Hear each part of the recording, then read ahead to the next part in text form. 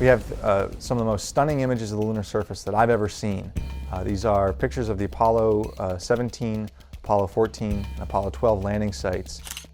Now, it is the moon landing as you have never seen it before. Andy Saunders quit his day job to painstakingly restore thousands of images of the Apollo mission. In 35,000 Apollo photographs that every lunar scientist on Earth has studied for 50 years, an AI just found 847 things that should not be there.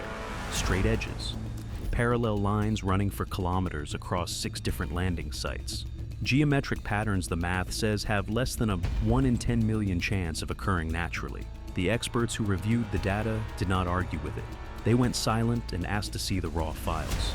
847 things that should not exist. The AI is Grok, built by Elon Musk's xAI. A small team of independent researchers fed it the complete archive of NASA Apollo surface photography in early 2026. More than 8,400 high-resolution photos captured by Apollo astronauts during NASA's historical missions to the moon have been uploaded to Flick. Every frame from every landing between 1969 and 1972.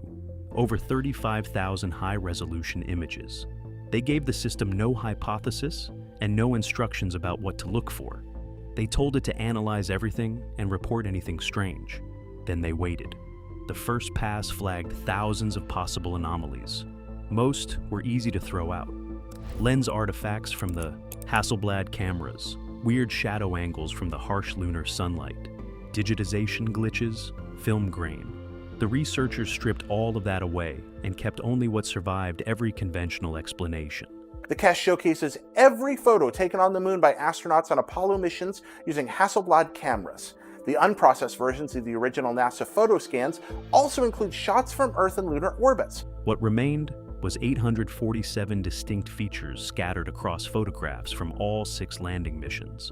And these were not vague blobs. They were shapes with mathematical relationships, features that repeated at consistent intervals, the kind of patterns you get when something is made, not grown. The headline finding came from what Grok labeled linear coherence patterns. In photographs from Apollo 11, 12, 14, 15, 16, and 17, the AI identified linear features that held consistent orientations relative to each other, even though they appeared in completely different regions of the moon. Not crater rays, not fault lines. Subtle features, often partially buried, often sitting at the edges of frames where no human analyst had ever bothered to look carefully. And they were geometrically aligned across locations that had no business being related at all. Grok ran the probability math. The likelihood that these alignments were produced by random geological processes came back at less than 1 in 10 million. That number is where the story cracks open. Less than 1 in 10 million is the statistical zone where scientists stop calling something coincidence and start asking who or what was responsible. When the researchers zoomed in on the flagged frames, they could not see at first what the AI was pointing at. The features were too subtle for unaided human perception.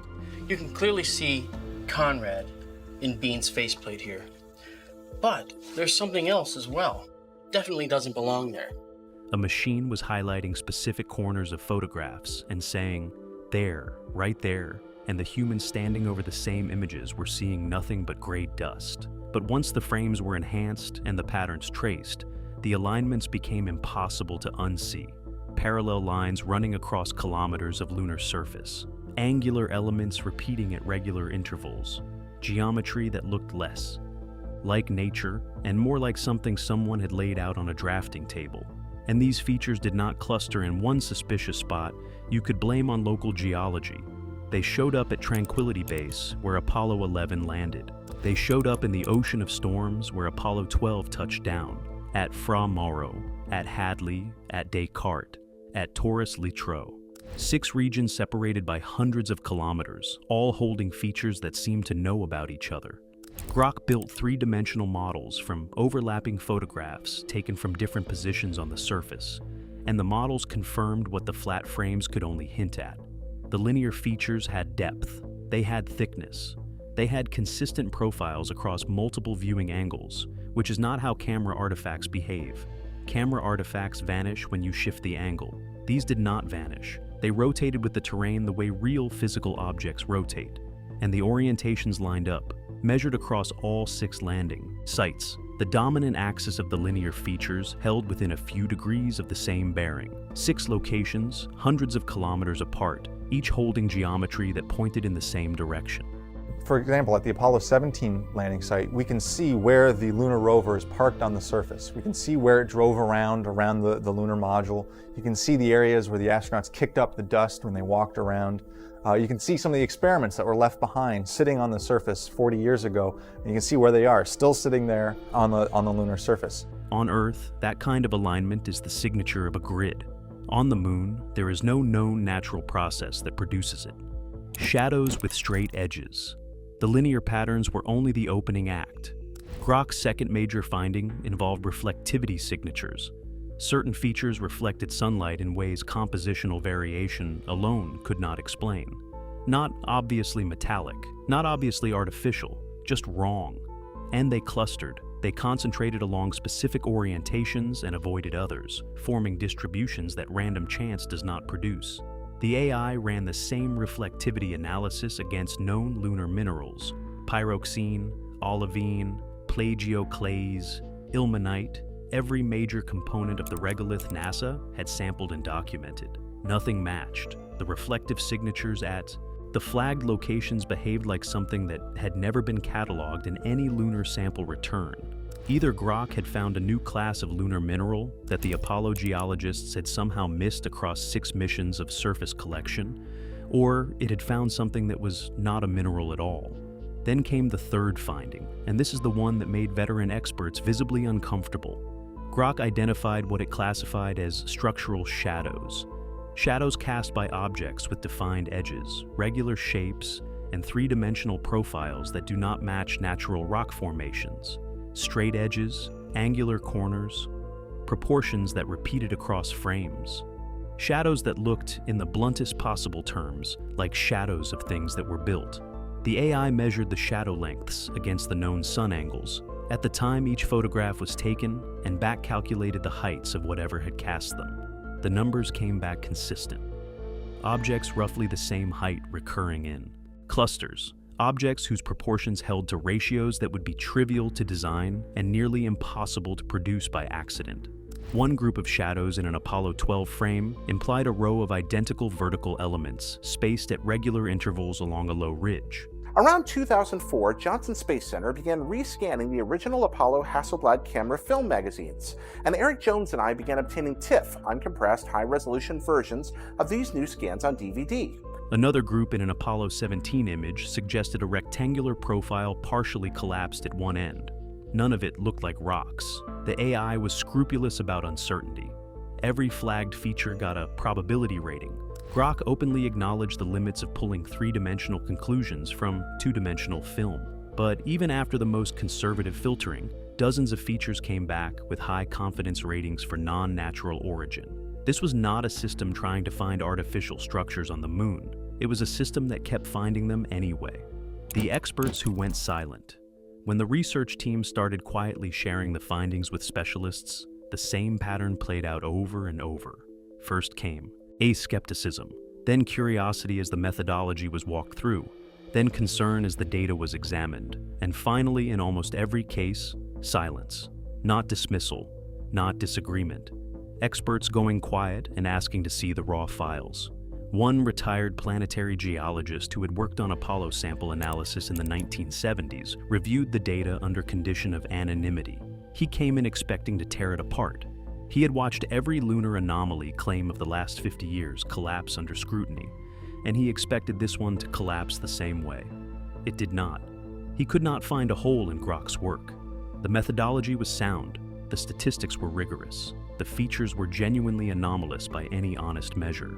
According to the researchers, he told them something that has stayed with them ever since. He said he had spent his entire career studying the moon.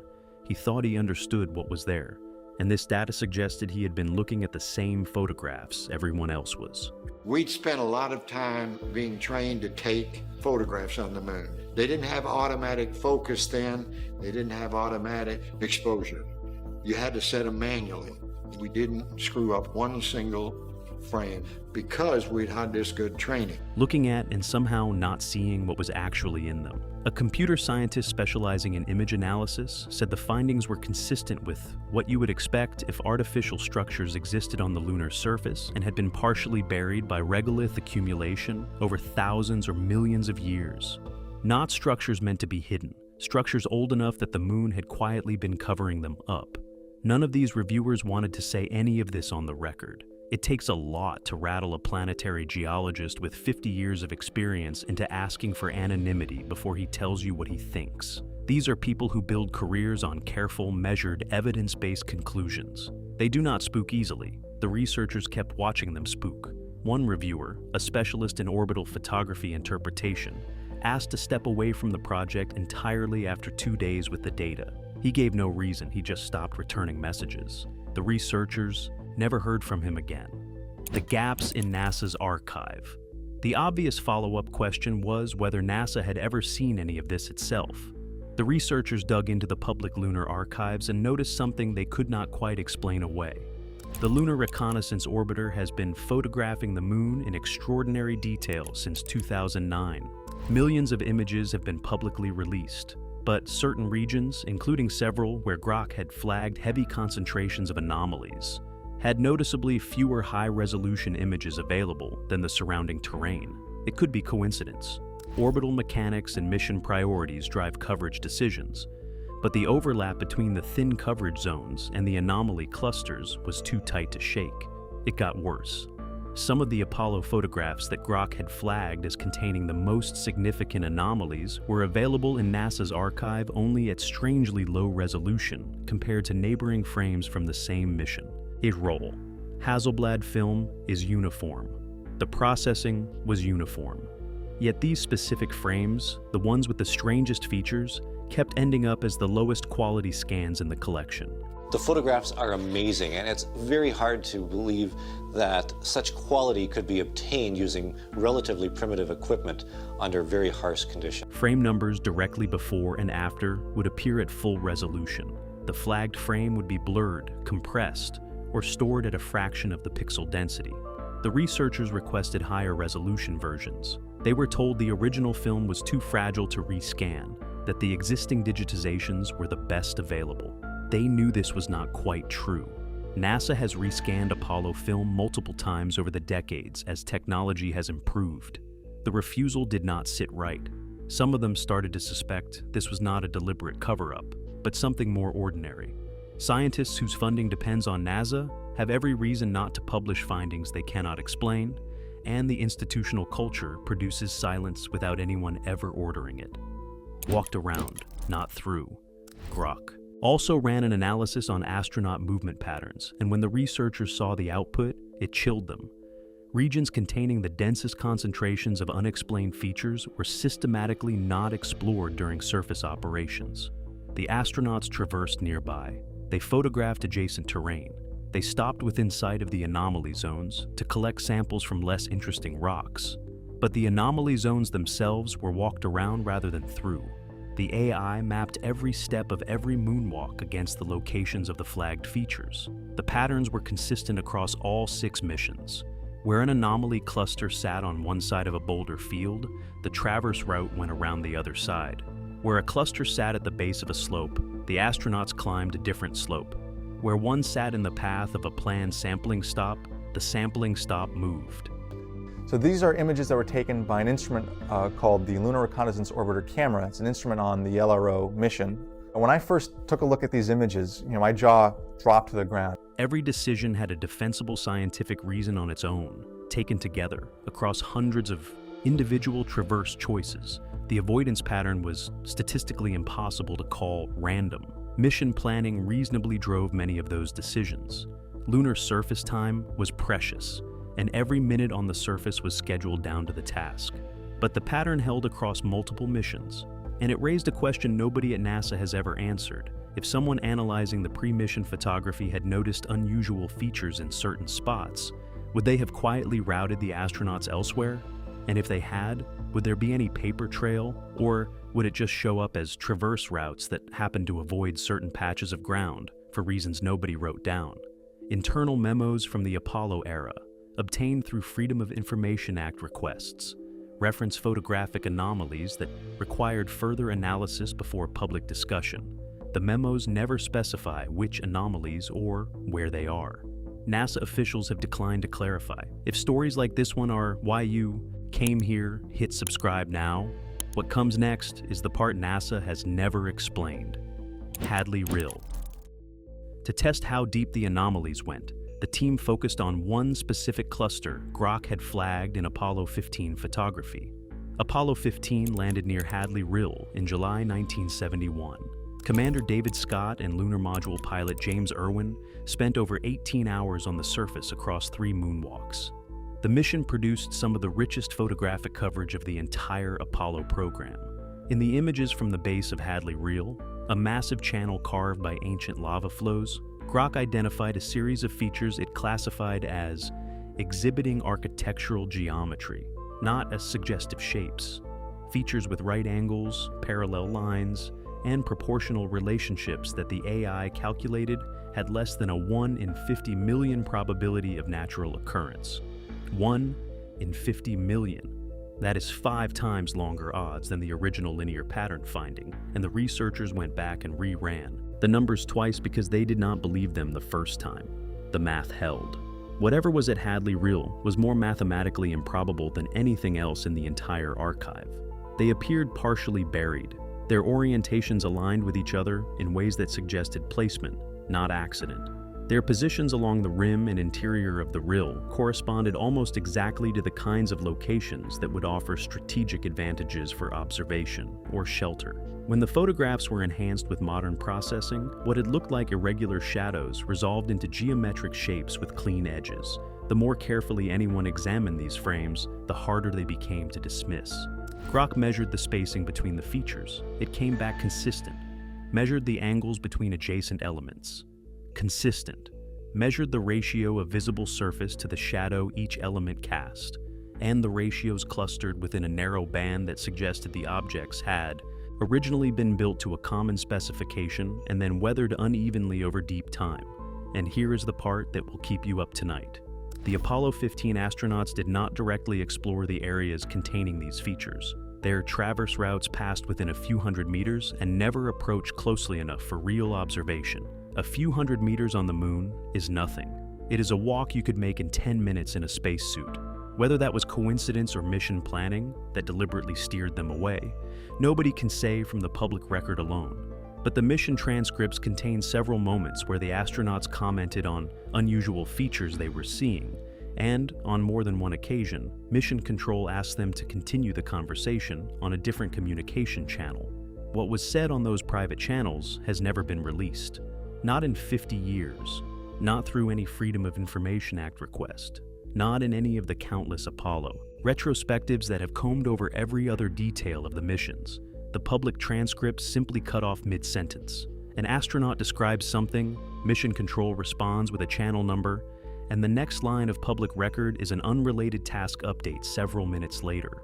Researchers have been asking for the gap recordings for decades. The answer is always the same: the tapes are unavailable, the recordings were never archived, the audio was degraded and discarded. Every explanation contradicts the ones that came before it, and none of them explain why a program that obsessively preserved every other scrap of Apollo data happened to lose exactly these specific minutes. A pattern. Across every mission. Similar clusters appeared in Apollo 16's photography of North Ray Crater in the Descartes Highlands. Apollo 17 produced extensive images of the Taurus-Littrow Valley that contained multiple anomaly clusters the AI could not explain through any known natural process. Across different missions, different terrain types, different lighting conditions, and different cameras, the same categories of features kept turning up. If these had been artifacts of the film or the optics, they should have scattered randomly across the archive. Instead, they concentrated in specific terrain and held their geometric relationships.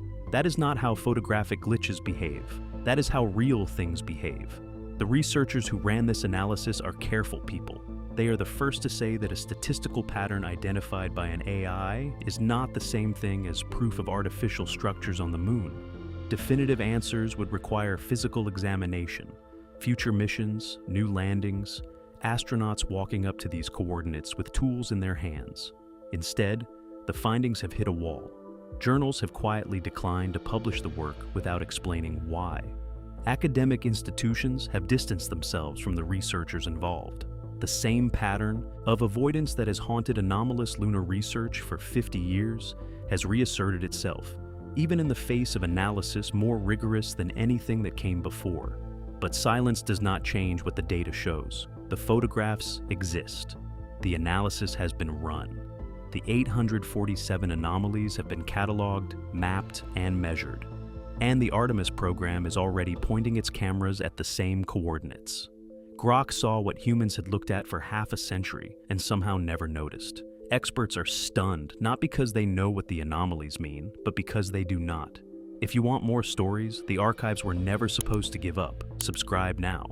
If an AI with no agenda found 847 anomalies that the best human minds of the last half-century overlooked, what else is hiding in the archives we think we already understand? Drop your theory in the comments. The next video is already waiting for you on the right side of your screen.